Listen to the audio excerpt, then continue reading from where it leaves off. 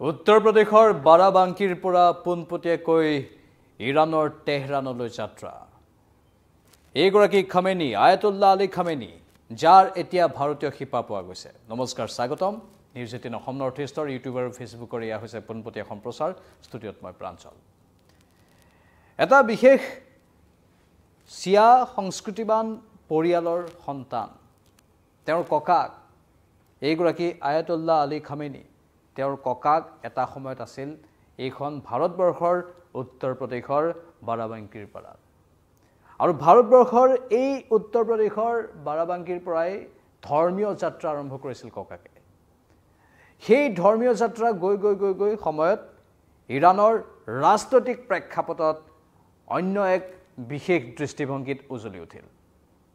ককাকে যাত্ৰা আৰম্ভ কৰিছিল তাৰ পাছত এইগৰাকী খামেনিৰ পিতৃ সামগ্ৰিকভাৱে ৰাজনৈতিক প্ৰেক্ষাপটত সোমাই পৰিল আৰু তাৰ পাছতেই পিতৃৰ পৰা তেওঁৰ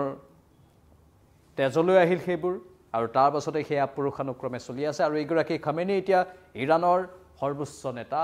আৰু এক মুহূৰ্তত বা ক'ব গ'লে সৰ্বাধিনায়ক তেওঁই গোটেই শাসনকৰ্তা তেওঁৰ ইছাৰাতেই তেওঁৰ নিৰ্দেশতেই এতিয়া ইজৰাইল আক্ৰমণ চলি আছে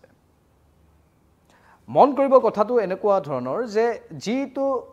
সংস্কৃতিবান পৰিয়ালত তেওঁ জন্মগ্ৰহণ কৰিছিল সেই পৰিয়ালটোৱে কিন্তু ভাৰতবৰ্ষৰ সেই মাটিখিনি বিক্ৰী কৰি দিয়া নাছিল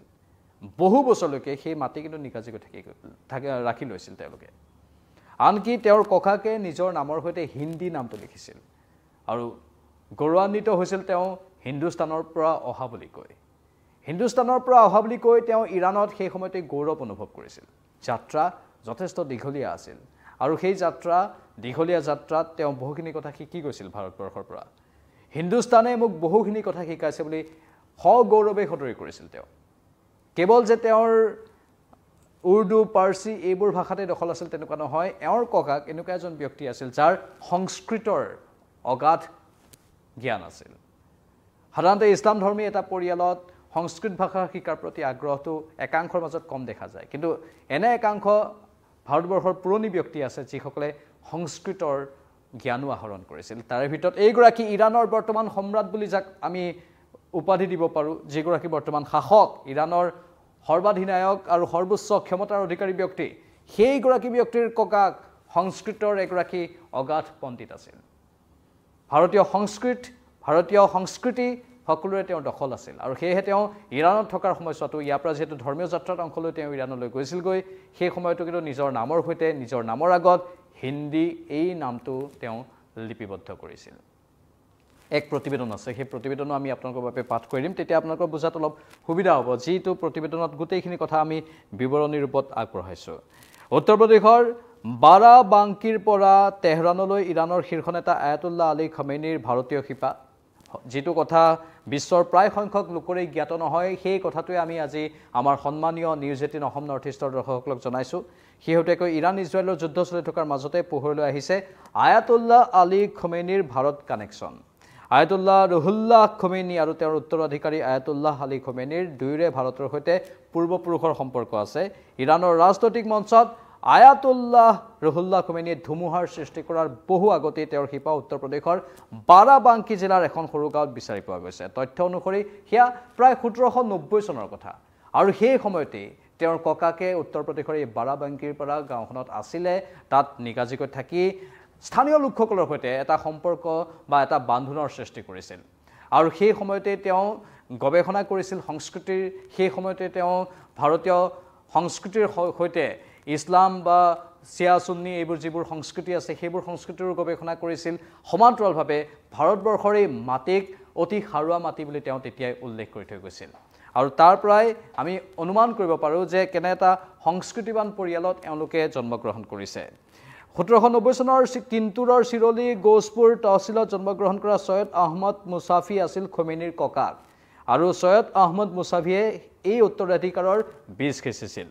ইৰাণ ইজৰাইলৰ সংঘাতৰ ওপৰত সমগ্ৰ বিশ্বৰে দৃষ্টি নিবদ্ধ আৰু সেই সময়তে উত্তৰ প্ৰদেশত জন্মগ্ৰহণ কৰা এজন পণ্ডিতৰ এই অপ্ৰত্যাশিত কাহিনীটো পুনৰ উত্থান ঘটিছে এসময়ত ইৰাণৰ ইতিহাস গঢ় দিয়াৰ পৰিয়ালটোক লৈ উত্তৰ প্ৰদেশৰ বাৰাবাংকিৰ কিন্তুৰ গাঁৱৰ এজন বৃদ্ধই শেহতীয়াভাৱে কি কৈছে সেইখিনিও আমি লিপিবদ্ধ কৰি আনিছোঁ সেই লিপিবদ্ধ কৰা নোটটো ক'ব বিচাৰিছোঁ তেওঁলোক ইয়াৰ পৰা যোৱাৰ পিছত কেতিয়াও ঘূৰি নাহিল কিন্তু তেওঁলোকৰ উত্তৰাধিকাৰীয়ে এই মাটি এৰি যোৱা নাছিল খোমেনিৰ পূৰ্বপুৰুষৰ সৈতে থকা সম্পৰ্ক থকা বাৰাবাংকিৰ কিন্তুৰ গাঁওখন শিয়া ইছলামিক শিক্ষাৰে গঢ় লৈ উঠিছে পশ্চিম এছিয়াত ভূ ৰাজনৈতিক উত্তেজনা বৃদ্ধি পোৱাৰ লগে লগে ইৰাণৰ বিপ্লৱী অভিজাত শ্ৰেণী আৰু গ্ৰাম্য বাৰাবাংকিৰ মাজত এই পাহৰি যোৱা সম্পৰ্ক এতিয়া পুনৰ পোহৰলৈ আহিছে আৰু তেওঁলোকে স্পষ্ট ৰূপত কৈছে যে তাৰ যিসকল এতিয়া স্থানীয় লোক তেওঁলোকে কৈছে যে তেওঁলোকৰ উত্তৰাধিকাৰীয়ে এই মাটি এৰি যোৱা নাছিল ইতিহাসৰ এটা হেৰুৱা অধ্যায় বুলি ইয়াক কোৱা হৈছে উত্তৰ প্ৰদেশৰ কিন্তুৰৰ শিয়া পণ্ডিতৰ এটা বিশিষ্ট পৰিয়ালত জন্মগ্ৰহণ কৰাৰ কথা আমি কৈছোৱেই সৈয়দ আহমেদ মুছাবিৰ যিজন ককাক এইগৰাকী খোমেনিৰ সেইগৰাকী মুছাবিৰ এটা পণ্ডিত পৰিয়ালত জন্মগ্ৰহণ কৰিছিল শিক্ষা দীক্ষা আছিল নহলে শিক্ষা দীক্ষা নোহোৱা মানুহে সাধাৰণতে এনেধৰণৰ উন্নতি কৰিব নোৱাৰে এতিয়া যে এই খোমেনি আয়াতুল্লাহ আলী খোমেনি তেওঁ ইৰাণ এখন উন্নত ৰাষ্ট্ৰ হয় ইৰাণৰ আমি প্ৰগতি দেখিবলৈ পাইছোঁ ইৰাণ বহু ক্ষেত্ৰত আগবঢ়া এখন দেশ যদিও ইছলামিক এখন দেশ কিন্তু সেই ইছলামিক দেশখনৰ প্ৰগতি দেখি বিশ্বৰ আন বহু দেশ স্তম্ভিত হৈ পৰে আৰু ইৰাণৰ সৈতে ভাৰতৰ সম্পৰ্ক ভাল সেইবোৰ অন্য এই পাকিস্তানৰ দৰে ইছলামিক ৰাষ্ট্ৰ নহয় আৰু তাত এনেকুৱা ধৰণৰ নেতা কিয় হৈছে কাৰণ তেওঁলোক শিক্ষিত তেওঁলোকৰ পৰিয়ালত সেই সংস্কৃতি তেওঁলোকে পাইছে কোনো ডকাইতৰ পৰিয়ালত তেওঁলোকে জন্মগ্ৰহণ কৰা নাছিল যেনেধৰণে পাকিস্তানৰ একাংশ জন্মগ্ৰহণ কৰে এওঁলোকে সেই সংস্কৃতিৰ পূৰ্বপুৰুষৰ পৰাই পাইছে চাওক পূৰ্বপুৰুষৰ সেই সংস্কৃতিৰ শিপাডাল কিমান দৰকাৰী একোটা পৰিয়ালত যদি আপুনি নিজে শিক্ষিত হয় আপোনাৰ ল'ৰা ছোৱালী শিক্ষিত হ'ব তাৰ পাছৰ ল'ৰা ছোৱালী শিক্ষিত হ'ব আপোনাৰ ল'ৰা ছোৱালী জ্ঞানী হ'ব সেইটো এই পৰিয়ালটোৱে আগৰ পৰা দেখুৱাই আহিছে আজি 1790 চনৰ পৰা চাওক তেতিয়াৰ পৰা তেওঁলোকে সেই পৰম্পৰাটো বৰ্তাই ৰাখিছে যাৰ ফলত তেওঁলোকৰ ভাৱ ভংগী তেওঁলোকৰ কথা বতৰাত সেইটো পৰিস্ফুট হৈছিল সেয়েহে ল'ৰাও গৈ পেলাই তেওঁৰ নাতিও গৈ পেলাই এখন দেশৰ শাসক হ'লগৈ নহলে এখন দেশৰ শাসক হোৱাটো ইমান সহজ কাৰ্য নহয় ওপৰতে কোনোবাই যদি কৰে শাসন তেনেহলে সেই শাসক কেতিয়াও দীৰ্ঘম্যাদী শাসক হ'ব নোৱাৰে এজন শাসক যদি বহুত দীৰ্ঘম্যাদী তেওঁৰ ককাকৰ পৰা বা দেউতাকৰ পৰা যদি পুৰুষানুক্ৰমে যদি শাসন বৰ্তাই ৰাখিব লাগে সেই মানুহজন জ্ঞানী হ'বই লাগিব আৰু এই পৰিয়ালটোৰ ক্ষেত্ৰত সেইটো দেখা গৈছে 1830 চনত 40 বছৰ বয়সত তেওঁ আবধৰ নবাবৰ কাষত ধৰ্মীয় তীৰ্থযাত্ৰাত নামি পৰিছিল আৰু তেওঁলোকৰ যাত্ৰাই তেওঁলোকক ইৰাকৰ শ্ৰদ্ধাৰ ইছলামিক চহৰ নাজাফ আৰু কাৰবালাৰ মাজেৰে লৈ যায় আৰু শেষত ইৰাণৰ খোমেনলৈ লৈ যায় য'ত মুছাভিয়ে স্থায়ীভাৱে বসতি স্থাপন কৰিবলৈ বাছি লৈছিল কিন্তু ইৰাণত থাকিবলৈ লোৱাৰ পিছতো তেওঁলোকে ভাৰতীয় শিপাক লৈ গৌৰৱ কৰিয়ে থাকিল যিটো মই ইতিমধ্যে কৈছোঁ ইৰাণৰ সৈয়দ আহমেদ মুছাবিৰে যিজন এওঁৰ ককাক এইগৰাকী বৰ্তমান ইৰাণৰ শাসকৰ নিজৰ নামত হিন্দী সংযোজন কৰিছিল যাতে তেওঁ ভাৰতৰ সম্পৰ্ক প্ৰতিফলিত কৰিব পাৰে উত্তৰ প্ৰদেশৰ কিন্তুৰত এতিয়াও বসবাস কৰা মুছাভি পৰিয়ালৰ বংশধৰ সৈয়দ আদিল কাজমিয়ে শেহতীয়াভাৱে এই কথাটো ওলোৱাৰ পাছত কৈছে যে তেওঁ নিজৰ নামৰ জৰিয়তে হিন্দুস্তানক জীয়াই ৰাখিবলৈ তেওঁৰ নামত হিন্দী সংযোজন কৰিছিল আৰু তেওঁ ভাৰতৰ বুলি গৌৰৱ কৰিছিল আনকি তেওঁৰ কবিতাটো সেই আবেগ প্ৰতিফলিত হৈছিল লগতে সংস্কৃত আৰু পাৰ্চী ভাষাত দখল আছিল সৈয়দ আহমেদ মুছাবিৰ মানে এইগৰাকী আয়াতুল্লাহ আলী খামেনিৰ যিগৰাকী ককাক সৈয়দ আহমেদ মুছাবি তেওঁৰ সংস্কৃত আৰু পাৰ্চী ভাষাত দখল আছিল ভাৰতীয় সংস্কৃত যিটো আমি সকলো ভাষাৰে মূল বুলি কওঁ সেই সংস্কৃত ভাষাটো আৰু সংস্কৃতৰ দখল এইগৰাকী আয়াতুল্লাহ আলী খামেনিৰ ককাকৰো আছিল আৰু সেই দখলে সেই জ্ঞানে তেওঁক আগুৱাই যোৱাৰ ক্ষেত্ৰত সহায় কৰিলে সৈয়দ আহমেদ মুছাবিৰ উত্তৰাধিকাৰী 1902 চনত ইৰাণৰ খোমেন চহৰত জন্মগ্ৰহণ কৰা তেওঁৰ নাতি ৰুহুল্লাহ মুছাবি খোমেনি হিচাপে পৰিচিত হয় 1979 চনত ৰুহুল্লাহ মুছাবি খোমেনিয়ে ইছলামিক বিপ্লৱৰ নেতৃত্বত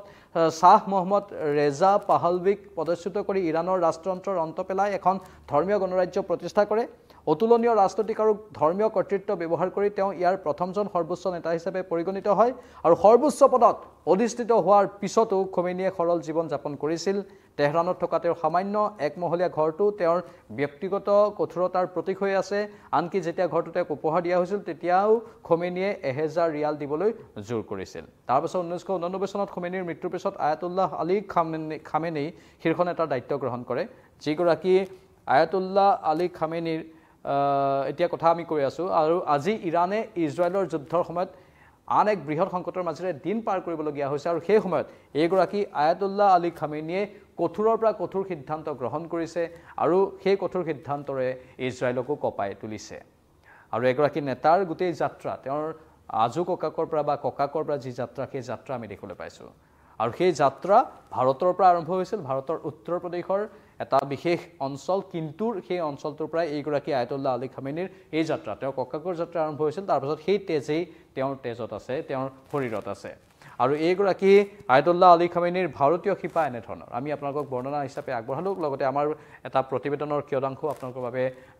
পাঠ কৰি দিলোঁ এইখিনি তথ্য আপোনালোকৰ বাবে দিয়াটো জৰুৰী আছিল সেইকাৰণে দিলোঁ আপোনালোকৰ যদি মতামত আছে বহুমূলীয়া মতামত আমাৰ কমেণ্ট বক্সত কমেণ্ট কৰি জনাব পাৰে লগতে আমাক আপোনালোকে ফেচবুকত ফ'ল' কৰক ইনষ্টাগ্ৰামতো ফ'ল' কৰক আৰু ইউটিউবত ছাবস্ক্ৰাইব কৰি থওক আকৌ আহিম লাইভত চাই থাকক নিউজ 18 অসম নৰ্থ ইষ্ট